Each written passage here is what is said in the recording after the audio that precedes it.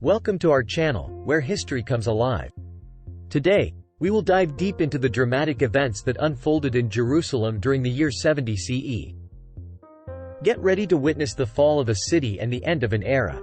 The Siege of Jerusalem of 70 CE was the decisive event of the First Jewish-Roman War, 66–73 CE, in which the Roman army led by future Emperor Titus besieged Jerusalem, the center of Jewish rebel resistance in the Roman province of Judea. Following a 5-month siege, the Romans destroyed the city and the Second Jewish Temple.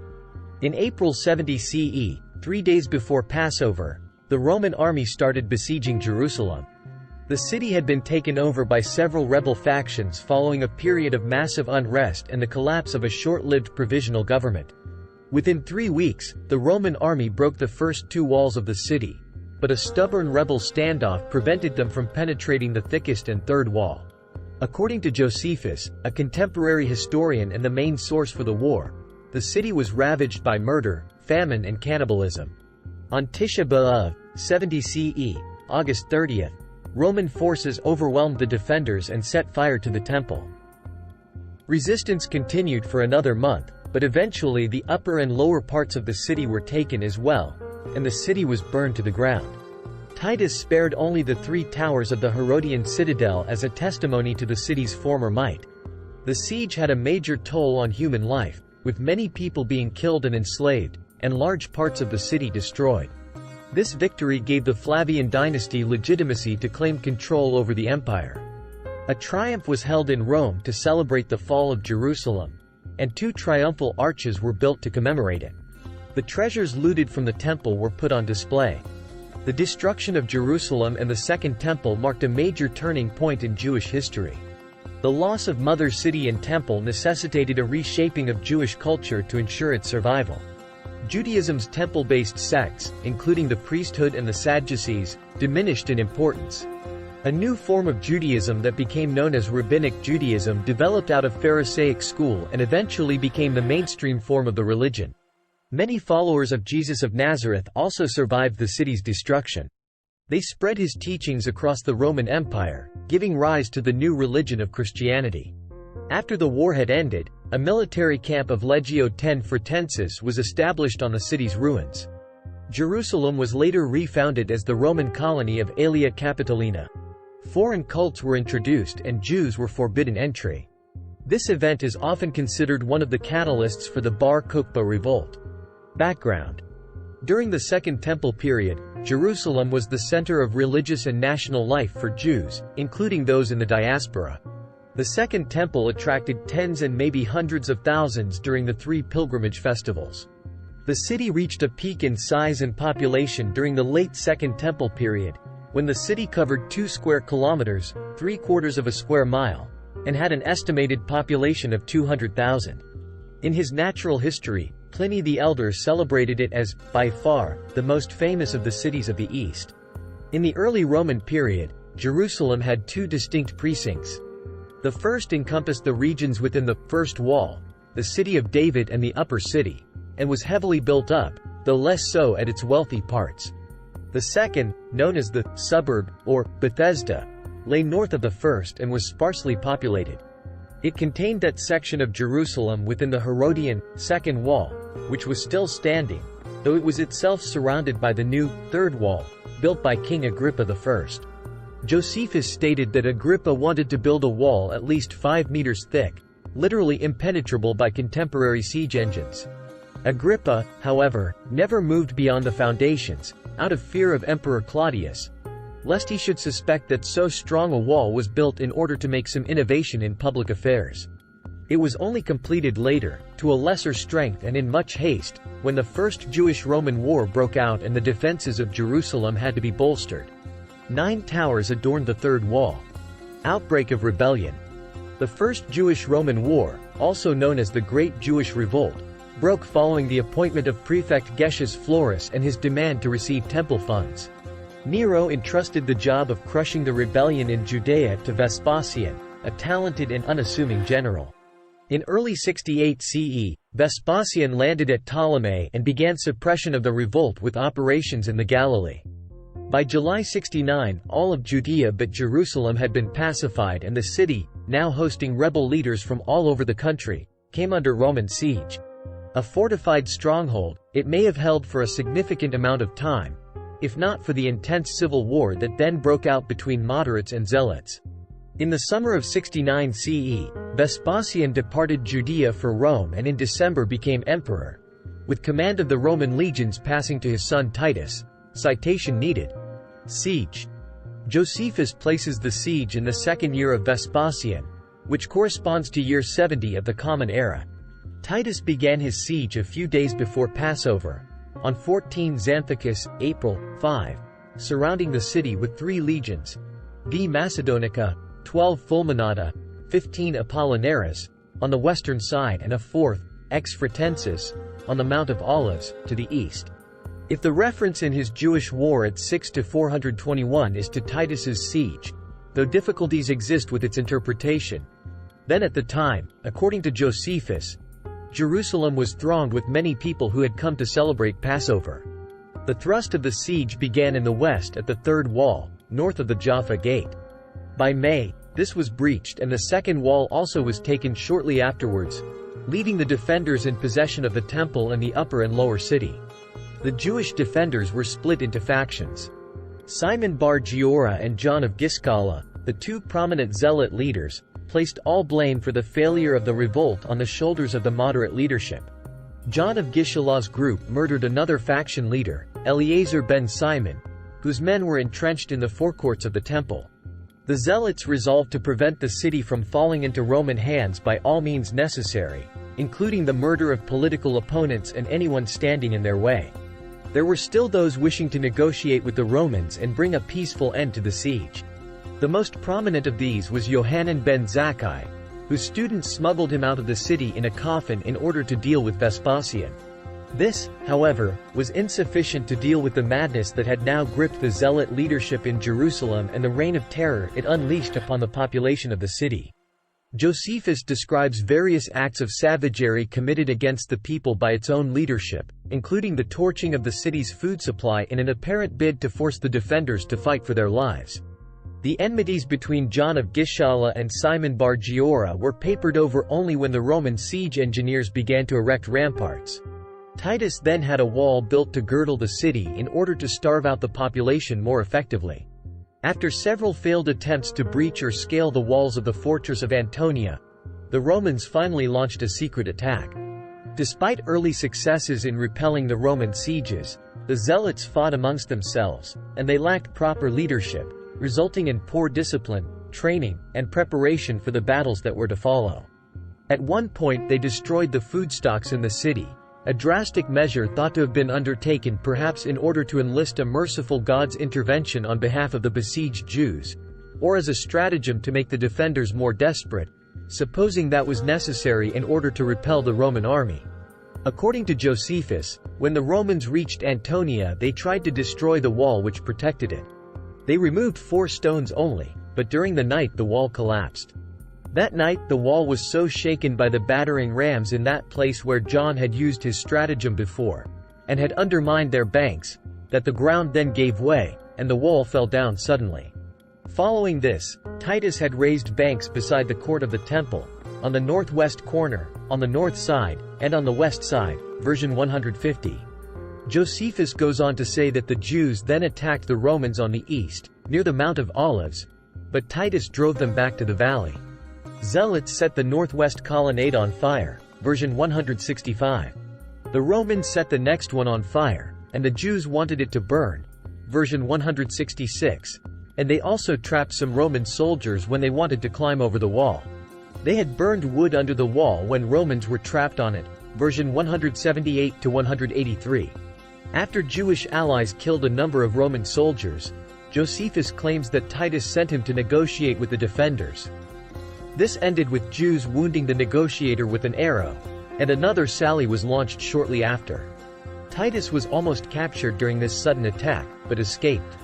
Overlooking the temple compound, the fortress provided a perfect point from which to attack the temple itself.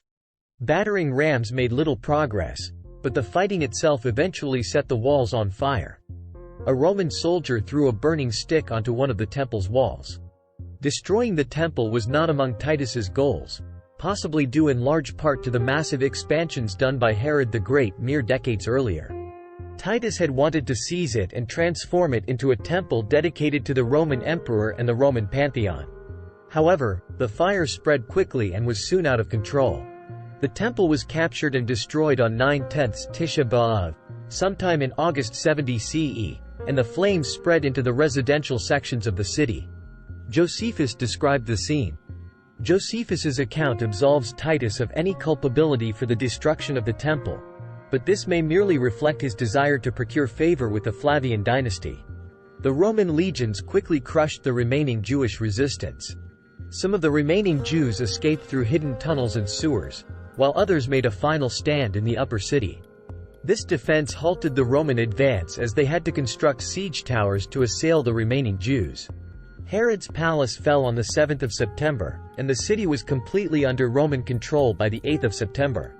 The Romans continued to pursue those who had fled the city. Destruction. The account of Josephus described Titus as moderate in his approach and, after conferring with others, ordering that the 500-year-old temple be spared. According to Josephus, it was the Jews who first used fire in the northwest approach to the temple to try and stop Roman advances. Only then did Roman soldiers set fire to an apartment adjacent to the temple, starting a conflagration which the Jews subsequently made worse. Josephus had acted as a mediator for the Romans and, when negotiations failed, witnessed the siege and aftermath. He wrote, "Archaeological evidence. Over the years, various remains that provide evidence of Jerusalem's destruction have been discovered, leading scholars to believe that Josephus' description is accurate." Ronnie Reich wrote that, while remains relating to the destruction of the temple are scant, those pertaining to the Temple Mount walls and their close vicinity, the upper city, the western part of the city, and the Teropaon Valley are considerable. It was found that in most cases the archaeological record coincides with the historical description, pointing to Josephus' reliability. In the 1970s and 1980s, a team led by Naaman Avigad discovered traces of great fire that damaged the upper city's residential buildings. The fires consumed all organic matter. In houses where there was a beamed ceiling between the floors, the fire caused the top of the building to collapse with the top rows of stone, along with the top rows of stone, and they buried everything that remained in the home under them. There are buildings where traces remain only in part of the house, and there are buildings that have been completely burned. Calcium oxides have been discovered in several locations, indicating that a lengthy burning damaged the limestones. The burnt house in the Herodian Quarter, for example, shows signs of a fire that raged at the site during the city's destruction. The fire left its mark even on household utensils and objects that were in the same buildings. Limestone vessels were stained with ash or even burned and turned into lime. Glass vessels exploded and warped from the heat of the fire until they could not be recovered in the laboratory. In contrast, pottery and basalt survived. The layer of ash and charred wood left over from the fires reached a height of about an average meter, and the rock falls reached up to 2 meters and more. Stones from the western wall of the Temple Mount, Jerusalem, thrown onto the street by Roman soldiers on the 9th of Avenue, 70. The great urban drainage channel and the pool of Siloam in the lower city silted up and stopped working, and the city walls collapsed in numerous places. Massive stone collapses from the Temple Mount's walls were discovered laying over the Herodian street that runs along the western wall. Among these stones is the Trumpeting Place inscription, a monumental Hebrew inscription which was thrown down by Roman legionnaires during the destruction of the temple. Deaths, enslavement and displacement. Josephus wrote that 1.1 million people, the majority of them Jewish, were killed during the siege, a death toll he attributes to the celebration of Passover. Josephus goes on to report that after the Romans killed the armed and elderly people, 97,000 were enslaved. Josephus records that many people were sold into slavery, and that of the inhabitants of Jerusalem, 40,000 individuals survived, and the emperor let them to go wherever they chose. Before and during the siege, according to Josephus' account, there were multiple waves of desertions from the city. The Roman historian Tacitus later wrote, "The total number of the besieged of every age and both sexes was 600,000. There were arms for all who could use them, and the number ready to fight was larger than could have been anticipated from the total population. Both men and women showed the same determination, and if they were to be forced to change their home, they feared life more than death. Josephus' death toll figures have been rejected as impossible by Seth Schwartz, who estimates that about 1 million people lived in all of Palestine at the time, about half of them Jews, and that sizable Jewish populations remained in the area after the war was over, even in the hard-hit region of Judea. Schwartz, however, believes that the captive number of 97,000 is more reliable. It has also been noted that the revolt had not deterred pilgrims from visiting Jerusalem, and a large number became trapped in the city and perished during the siege. Many of the people of the surrounding area are also thought to have been driven from the land or enslaved. Aftermath. Triumph. Titus and his soldiers celebrated victory upon their return to Rome by parading the menorah and table of the bread of God's presence through the streets. Up until this parading, these items had only ever been seen by the high priest of the temple. This event was memorialized in the Arch of Titus, 50. Some 700 Judean prisoners were paraded through the streets of Rome in chains during the triumph, among them Simon Bar Giora and John of Giscala. Simon Bar Giora was executed by being thrown to his death from the Tarpeian rock at the Temple of Jupiter after being judged a rebel and a traitor. 58. While John of Giscala was sentenced to life imprisonment. Suppression of the revolt. After the fall of Jerusalem and the destruction of the city and its temple, there were still a few Judean strongholds in which the rebels continued holding out, at Herodium, Machaerus, and Masada. Both Herodium and Machaerus fell to the Roman army within the next 2 years, with Masada remaining as the final stronghold of the Judean rebels. In 73 CE, the Romans breached the walls of Masada and captured the fortress, with Josephus claiming that nearly all of the Jewish defenders had committed mass suicide prior to the entry of the Romans. With the fall of Masada, the First Jewish-Roman War came to an end. Bar Kokhba Revolt. In 132 CE, 6 decades after the suppression of the revolt, another revolt known as the Bar Kokhba Revolt erupted in Judea. The construction of a Roman colony named Aelia Capitolina over the ruins of Jerusalem and the construction of a temple to Jupiter on the Temple Mount are thought to have been major catalysts for the revolt. Supported by the Sanhedrin, Simon Bar Kosiba, later known as Bar Kokhba, established an independent state that was conquered by the Romans in 135 CE. The revolt resulted in the extensive depopulation of Judean communities, more so than during the First Jewish-Roman War. The Jewish communities of Judea were devastated to an extent which some scholars describe as a genocide.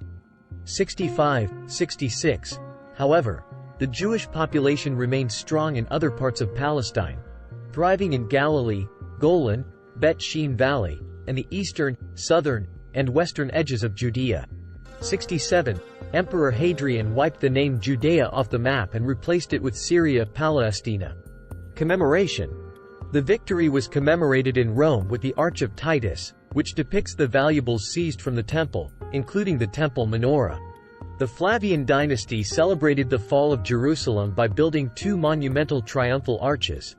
The Arch of Titus, which still stands today, was built circa 82 CE by the Roman Emperor Domitian on Via Sacra, Rome, to commemorate the siege and fall of Jerusalem.